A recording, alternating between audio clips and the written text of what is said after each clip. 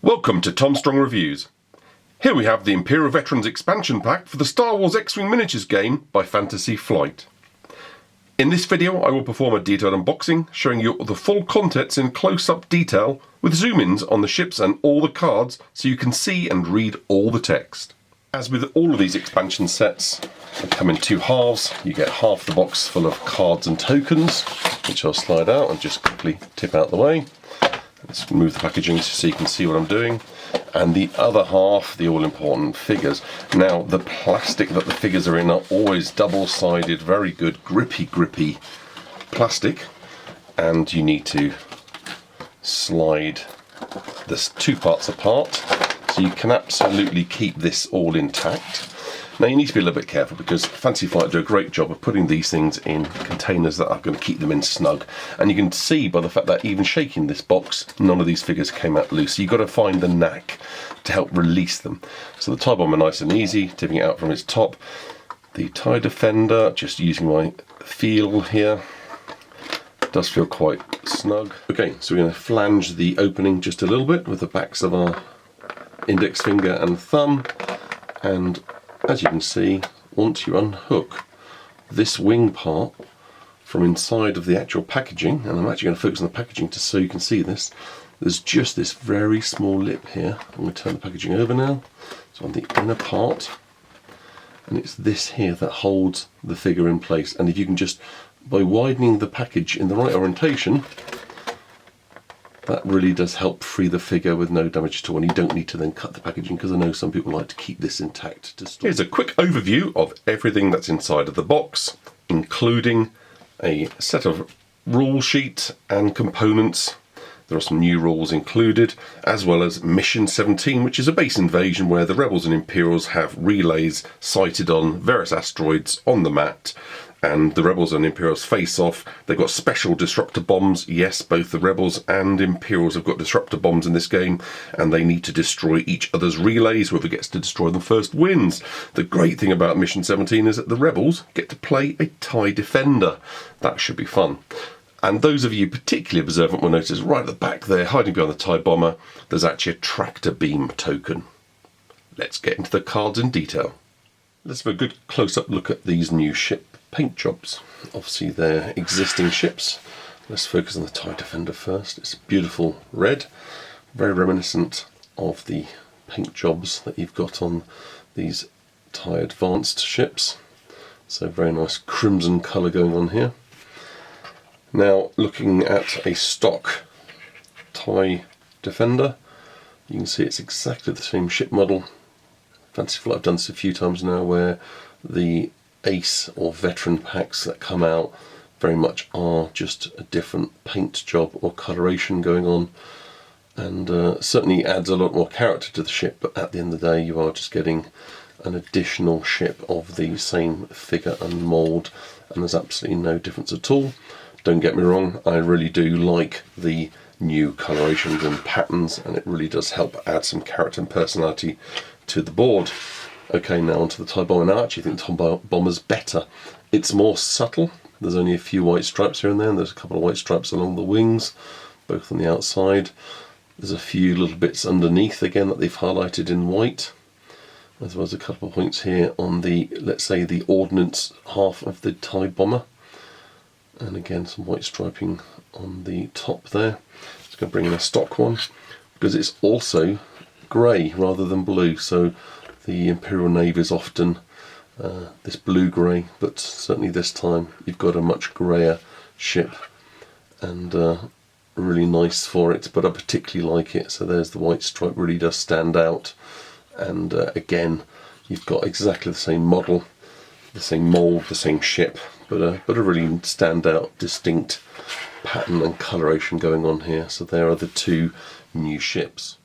Looking at the TIE Defender pilots, we have three different cards, two of these Glaive Squadron pilots. We'll go from left to right, starting with Countess Ryad, 5-point pilot, standard 3 across the board, all the cards of that, 34 squad points, 1 elite pilot talent, nothing special. They all of course get the cannon and missiles, so all three, including the Glaive Squadron pilot, have the elite pilot talent, which is quite nice.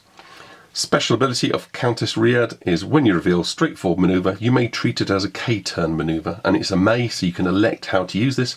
But here's the movement dial, and as you can see, you can now do on speed 2, 3, 4 and 5 a K-turn, so you can decide whether you want to be facing forwards or do 180 degrees turnabout, and that option is going to be quite awesome whether you want to run for manoeuvre or turn and fight. Really nice Countess Ryad 5-point pilot. It's middle of the pack, so nothing particularly high in terms of when they turn, where the movements are, etc. But that could be perhaps boosted with a decent elite talent. Really interesting card. Beautiful artwork, all in red there. So there's Countess Ryad. Then let's go to the Glaive Squadron pilots. So you get 2 of these 6-point pilots. Again, only 34 points, so good value. No special ability, but 6 points, so it's a nice placed card. Again, the red livery on the ships, because these are the elite pilots of the Glaive Squadron, often serve to protect the vanguard for high-ranking Imperial officials. And last but not least is the Marek Steele card. Now you might know Marek Steele already because she flies a TIE Advanced card. And it's the first time I've seen the same named pilot be on a pilot card before. So although Darth Vader, of course, has his ship pilot card and can also be personnel or upgrade crew card, this time we've got Marek Steele in 2 different ships. So of course only one at the board at the same time. So 7-point pilot, and special ability, when you attack, deals a face-up damage card to the defender. Instead, draw 3 damage cards. Choose 1 to deal and discard the others. So that's going to be absolutely awesome. So if you're tackling a much larger ship, a very expensive build, let's say Millennium Falcon, let's say the Fat Hand Millennium Falcon, then you're going to look for that cockpit damage, aren't you? You're going to try to knock out the pilot's ability, stop that ship flying as well as it should be. And absolutely awesome to be able to choose the damage. That's a very, very good card, and only 35 squad points for that extra 1 point. Am I going to go for Countess Ryad here with the manoeuvrability advantage, or am I going to get Marek Steele with the ability to knock out even large ships? I think Marek Steele could be flying this TIE Defender more frequent than he does the TIE Advanced on my game board. Here are the 3 TIE Bomber pilot card types. As you can see, they're all 2260 across the board as normal. Interesting combination looking at the elite pilot talents. So the Gamma Squadron veteran and Thomas Bren get the elite talent, where Deathfire doesn't. But all the cards get a pair, as normal, a pair of torpedoes, a pair of missiles, and of course a bomb. Okay, let's go left to right. Deathfire, 3-point pilot skill, 17-point card, nice and low price here. Special ability, when you reveal your manoeuvre dial or after you perform an action, you may perform a bomb upgrade card action as a free action. So that's great, being able to place your bomb as and when you want throughout the turn.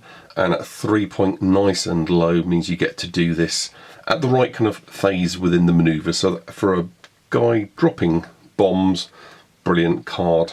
Low points and low pilot skill. 5-point Gamma Squadron veteran. Like I say, it has the elite pilot talent. These white striped TIE bombers flown by the elite Gamma Squadron poses enhanced maneuverability, allowing them to nimbly strike capital ships with fearsome ease. Now, okay, fantastic. That's the white stripe emblem of the new enhanced paint jobs. That's the Gamma Squadron veterans. 19 points. 5, again, nice to have a middle of the range in pilot skills, so very adaptable, very useful again for a bomber. And now going to the far right, Thomas Bren, 8-point pilot skill, 24 points, that's an expensive card for a TIE bomber. Special ability, once per round after you discard an elite pilot talent upgrade card, flip that card face up. Yes, so you basically can use all these once use elite pilot talents again and again and again. Now in the box, as we'll see later, there's crack shot. So straight away you've got a card option within this box that enables your Thomas Bren to be firing and ignoring one of the evade results from a target inside your firing arc. So that makes Thomas Bren a brilliant gunner. Still only a 2, so you know it's not the best thing in the world, and I'm sure there are different combinations that are better combinations for the elite talent, and I'm sure people will leave comments and suggestions and tips in the comment section below, but that's a great in the box option right there. Starting from left to right, we've got the modification cards and then the title cards. So you get 2 long-range scanner modification cards where you can acquire target locks on ships range 3 and beyond. You cannot acquire target locks on ships range 1 to 2. You can only equip this card if your ship has both the torpedo and missile icons in the upgrade bar. So in this box set, this is only for the TIE bomber, but it's an interesting card, 0 points, and certainly if you've got that ship and you've got loads of missiles and torpedoes, etc., that you want to use at long range, or you plan to use at long range, brilliant. This lets you do that for 0 points. Brilliant flexibility for those longer range missiles and torpedo players. Now let's look at the title cards. First pair are TIE D. Once per round after you perform an attack with a cannon, secondary weapon that costs 3 or fewer squad points, so that's the cost of the card, not the weapon. So a cannon with 3 or fewer squad points, you may perform a primary weapon attack. So that means your TIE defender gets to shoot cannon and then goes and shoots 3 more dice for its primary weapon. So fantastic, really nice. Again, 0 points. Why aren't we all going to be using these TIE D cards? I don't know. TIE X7, I should say. Again, 2 of these. It's a -2 point card. This is quite fantastic, and it's all about modifying the ship as much as anything. So your upgrade bar loses the cannon and missile icons in this case, but after executing a 3, 4 or 5 speed maneuver, you may assign 1 evade token to your ship. So if you've got yourself a ship that is going to be flying around the place and you're using much more primary weapons and you can't afford all those missiles, etc., then this is a perfect card, because for -2 points you get yourself a TIE defender, basic equipment, but you're able to run around the place, and I think that's going to be a particularly good one for Countess Ryad. And then last but not least, actually my favourite card in here is a TIE shuttle card. It's TIE bomber only title card, and literally you're going to transform your TIE bomber to a TIE shuttle, because you have to lose basically all the icons. So you're going to lose the torpedoes, your missiles, and your bomb upgrade icon, but you gain 2 personnel crew upgrade icons. Now there is a limitation, so you can't have anybody too powerful on here, so you can't equip a personnel upgrade card that costs more than 4 squad points. So no Emperor, but you can have Darth Vader, fleet officer, etc. So this turns your TIE shuttle into something quite nice, and the Rebel players have had something like this in a small ship for a long time in the guise of the Hawk, which isn't a particularly popular card, but it is if you've got yourself some really good, clever personnel crew combinations, and I think this gives the Imperial player, without having to go for the great big shuttle card, a really nice small ship shuttle. So for 0 points, I think again well worth it, and I think this really gives a long new lease to the TIE bomber ship. And now the upgrade cards. Let's start with the tractor beam, which is a cannon, 1 point, attack 1 ship, 1 to 3. If this attack hits, the defender receives 1 tractor beam token, then cancel all dice results.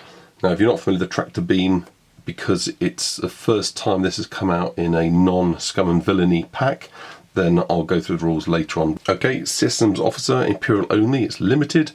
After you execute a green maneuver, choose another friendly ship at range 1. That ship may acquire a target lock, 2 points. Again, giving benefit to another neighbouring ship, friendly ship, when you've got a key ship doing all the attack and needs as much as it can to keep going with those target locks, then this sort of supporting role is always great. Crack shot, mentioned it earlier, so you've got here an elite pilot talent, crack shot. It's been out before, but it's particularly pertinent in this box set. When attacking a ship inside your firing arc, you may discard this card to cancel one of the defender's evade results. Make sure your important shot gets through. Okay, cluster mines. Action, discard this card to drop 1 cluster mine token set. When a ship's base or maneuver template overlaps a cluster mine token, that token detonates. So one of these tokens encountered by a ship, basically you get to roll 2 attack dice. Proximity mine. Action, discard this card to drop 1 proximity mine token. It is much bigger. There's the lugs. when a ship base or maneuver template overlaps this token detonates 3 attack dice. I always like an expansion pack where you've actually got some nice card combos immediately available to you. So whether you do Tomax Bren with Crackshot, given, or even simple things like Deathfire. 17 points, yes, low speed, but the flexibility given to him by special abilities with something like Cluster Mines, where you can literally pin out some opponents so that they are going to encounter your cluster mines or setting up for the next turn. The flexibility of placement is fantastic. But actually for the TIE bombers, the card that makes this box set all worth it for me is actually the TIE Shuttle. Be able to modify, not necessarily one of these cards, maybe even a basic card, but to be able to turn a TIE bomber to TIE Shuttle and have crew is incredible. I think it really changes and brings the TIE bomber back to the table. It really is the Hawk for the Imperials now.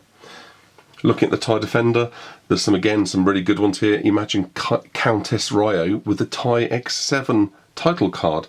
So stripped down, 32 points. You've got a TIE Defender with all these awesome points, 3-3-3-3. It's just such a powerful card.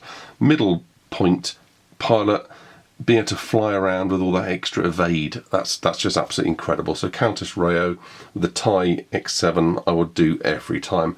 Marek Steel, again, why not add the TIE D card onto this one, so that you've then got, with the tractor beam, an incredible offensive card here that you were charging in, you're tractor beaming, bashing things into mines, bashing things into asteroids, and shooting as well. So that kind of, the damage you're going to do by choosing the 3 damage cards tied to the fact that you can always use your cannon and your primary weapon at the same time. Marek Steel, it's an expensive card, 35, 1 point tractor beam upgrade, and you've got yourself a quite deadly combination.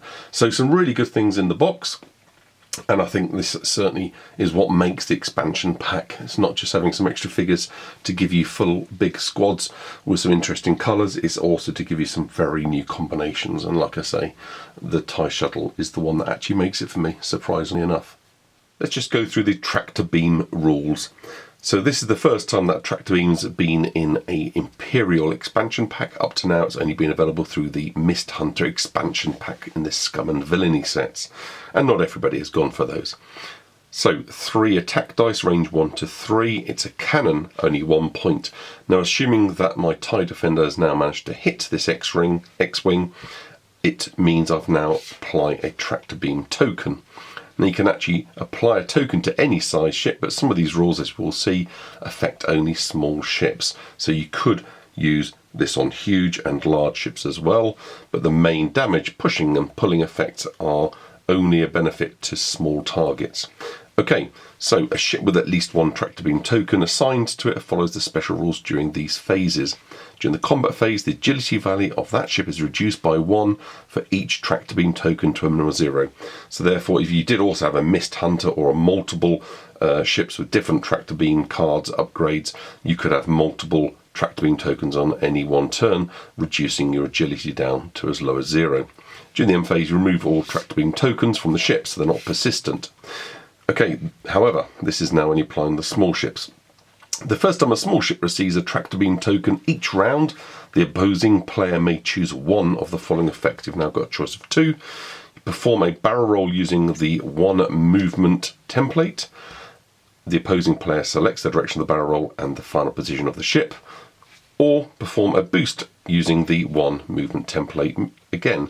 Now, this is the important bit. This is not an action or a maneuver, so you don't stop this ship having an action or a maneuver, and it can cause the ship to overlap obstacles but not other ships. You can't push a ship into, let's say, a huge transporter, but you can push a ship into a nearby proximity mine or an asteroid. And then, of course, it says here, the ship suffers the effects of any obstacle it overlaps. So absolutely, I can now side slip that into this, a barrel roll into a proximity mine it was deftly trying to evade, and or I could boost it forwards into something that it didn't want to go into, or out of range. You know, again, you can use this just as a positioning advantage, but you can pull it or push it and force it into things that'll cause it damage. So the tractor beam is quite an awesome new effect that I'm glad to see isn't just restricted to the Mist Hunter expansion pack. It's great to have it out into the wider world. Thank you for watching. Please feel free to like, subscribe and comment. I hope that this video has helped you with your own decision whether to buy this expansion pack, whether it's right for you with the extra ships and all these different card options. Let me know in the comment section below your thoughts on what combos you think you're going to use out of this expansion pack or generally across all the previous waves.